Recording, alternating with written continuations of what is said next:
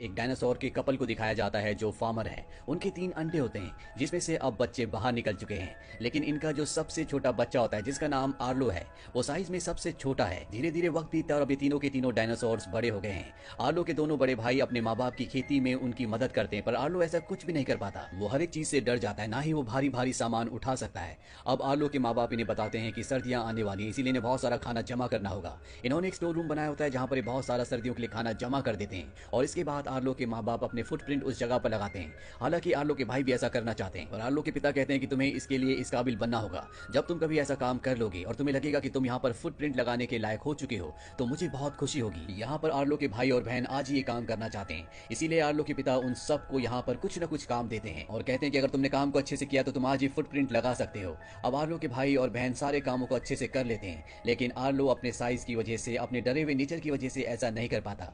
Arlo के भाई और बहन भी अपने फुटप्रिंट को यहाँ पर लगा देते हैं, लेकिन अब सिर्फ आर्लो बचा है जिसे ऐसा करना है। अगली सुबह जब ये उठते हैं तो देखते हैं कि इनका खाना वहां से किसी ने चुरा लिया। आर्लो के पिता आर्लो को काम देते हैं और कहते हैं कि जिसने भी हमारा खाना चुराया है उसे तुम्हें पकड़ना होगा और अगर तुम इस काम में कामयाब हो जाते हो तो तुम भी अपने फुटप्रिंट को यहाँ पर लगा सकते हो।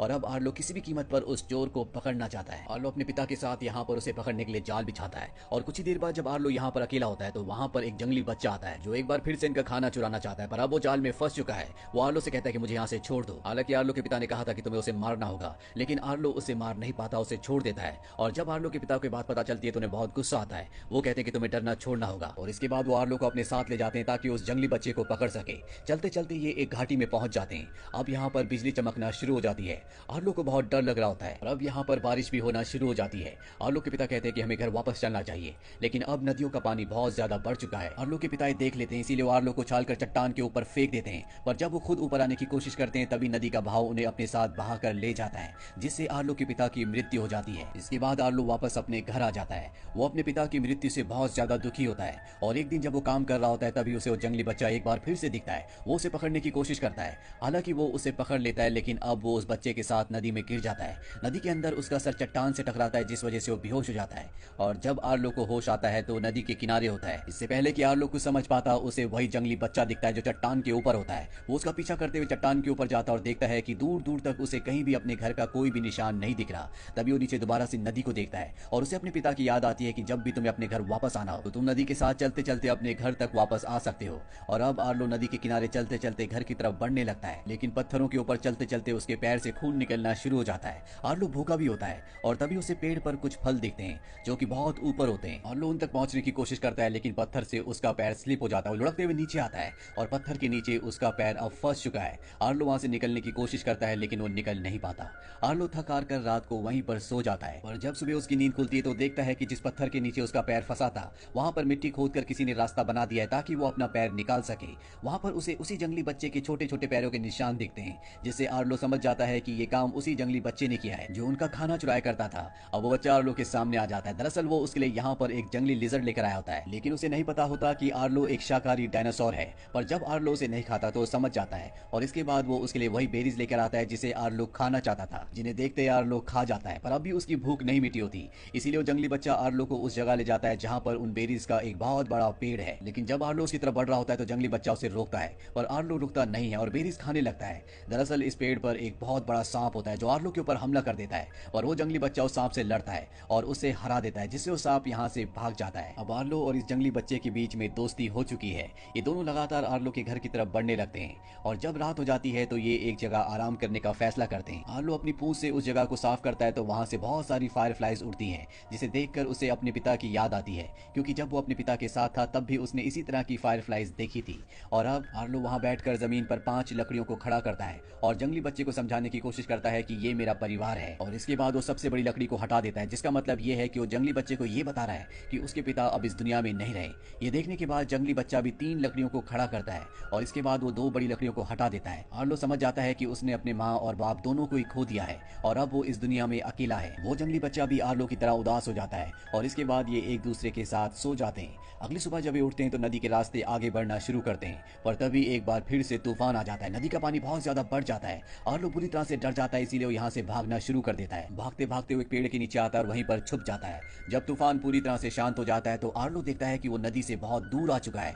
नदी कहाँ है उसे कुछ भी नहीं पता और बिना नदी के वो अपने घर नहीं जा सकता। वो इधर उधर भटकना शुरू कर देता है है और तभी यहाँ पर उड़ने वाले डायनासोर्स आते हैं। आर्लो उनसे पूछता है कि नदी कहाँ पर है। वो कहते हैं कि हमें नहीं पता, हम यहाँ पर उन जानवरों को खाने के लिए आए हैं जो तूफान में मारे गए हैं। इसके बाद वो आर्लो से पूछते हैं क्या तुमने किसी जंगली बच्चे को देखा। आर्लो उनसे बहुत डरा हुआ होता है, इसीलिए वो उसे बता देता है कि वो बच्चा वहाँ पर है। और जब वो उड़ने वाले डायनासोर उस जंगली बच्चे की तरफ जाते हैं तो आर्लो पूरी हिम्मत करके वहाँ पर जाता है और जंगली बच्चे को अपनी पीठ पर बैठाकर यहाँ से भागने लगता है। वो उड़ने वाले डायनासोर्स इनका पीछा करते हैं और तभी इनके सामने बहुत बड़े बड़े दो डायनासोर्स आ जाते हैं जिनसे आर्लो डर जाता है। आर्लो वहां से वापस भागने लगता है और तभी यहाँ पर एक और बड़ा डायनासोर आ जाता है। दरअसल जिन डायनासोर से वो भाग रहे होते हैं ये उनका पिता होता है। वो आर्लो से कहता है कि तुम डरो मत, हम तुम्हारी तरह ही वेजिटेरियन हैं। आर्लो कहता है कि आप मुझे नदी का रास्ता बता सकते हैं, मैं अपने घर का रास्ता भूल चुका हूँ जो नदी के रास्ते होते हुए आता है।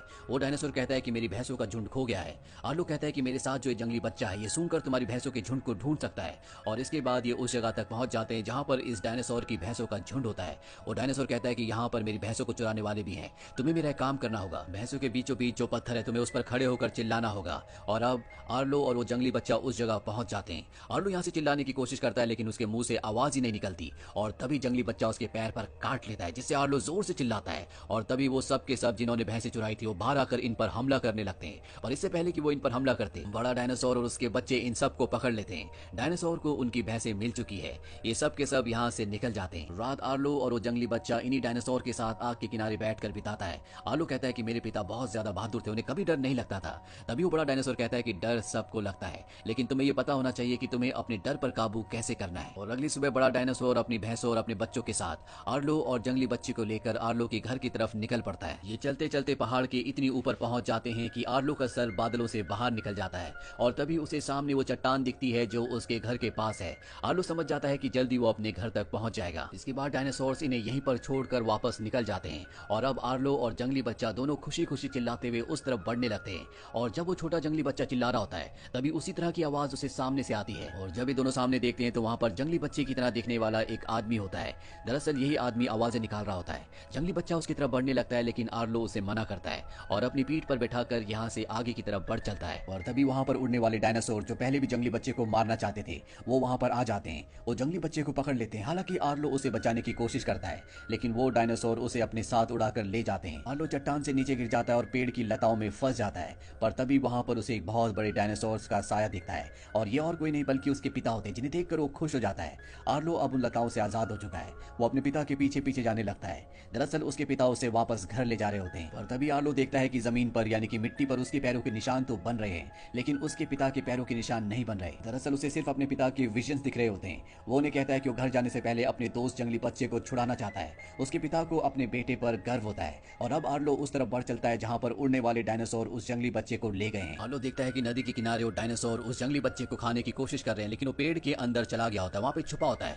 और अब आर्लो को बहुत गुस्सा आता है। वो भागता हुआ जाता है और उड़ने वाले डायनासोर को टक्कर मारता है और इसके बाद वो डायनासोर की तरह चिल्लाता है जिससे वो उड़ने वाले डायनासोर डर जाते हैं। और इससे पहले कि वो अपने दोस्त को बचाता पानी में एक बार फिर से फ्लड आना शुरू हो जाता है जिससे पानी का लेवल बढ़ जाता है। और ये फ्लड ठीक वैसे ही था जिस फ्लड में उसके पिता मारे गए थे।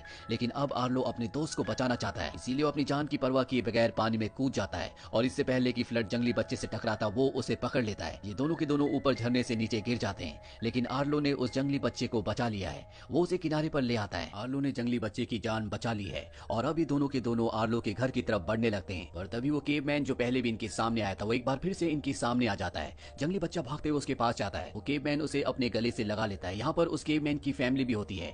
दरअसल ये इस जंगली बच्चे को अपने साथ रखना चाहते हैं, अडॉप्ट करना चाहते हैं। पर जंगली बच्चा वापस आर्लो के पास आ जाता है लेकिन आर्लो उसे वापस उनकी तरफ धकेलता है क्योंकि वो जानता है कि उसे अपने जैसे लोगों की जरूरत है, उसे प्यार की और केयर की जरूरत है। और जंगली बच्चा भी समझ जाता है कि यही उसके लिए ठीक होगा। ये दोनों एक दूसरे को अलविदा कहते हैं। इन दोनों की आंखों में आंसू होते हैं लेकिन अब आर्लो अपने घर से बहुत नजदीक है।